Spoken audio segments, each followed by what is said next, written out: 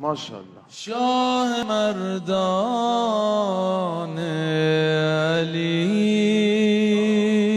شیر یزدان علی، شاه مردان علی، شیر یزدان علی، شاه مردان علی، شیر یزدان علی، شاه مردان علی، شیر یزدان علی، شاه مردان علی، شیر یزدان علی، لا فتا الا علی، لا سیف الا الفقار، لا فتا لا فتا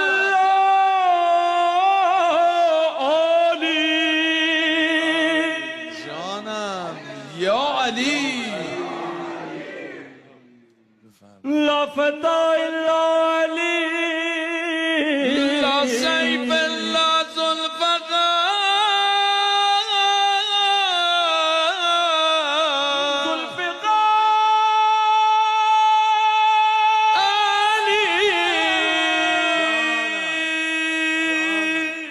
شاه مردان علی، شیر یزدان علی، شاه مردان. ماشاءالله.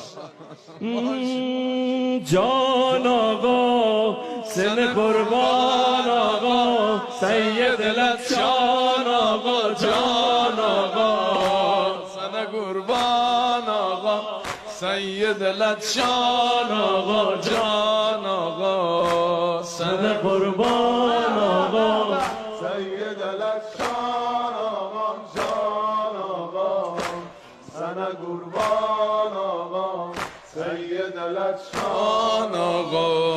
سر کوی بلند فریاد کردم، سر کوی بلند فریاد کردم، علی شیر خدا را یاد کردم، علی شیر خدا را یاد کردم، علی شیر خدا یا شاه مردان، دل ناشاد ما را شاد گردان، سر کوی بلند فریاد کردم، علی شیر خدا را یاد کردم، علی شیر خدا را یاد کردم. شیر خدا را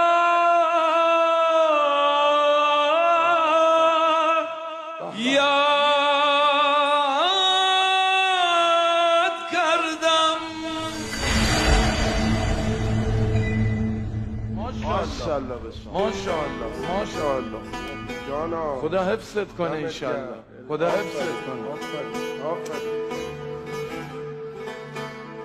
آقا ابوذر جعفری اهل کراچی پاکستان از اردو زبانها و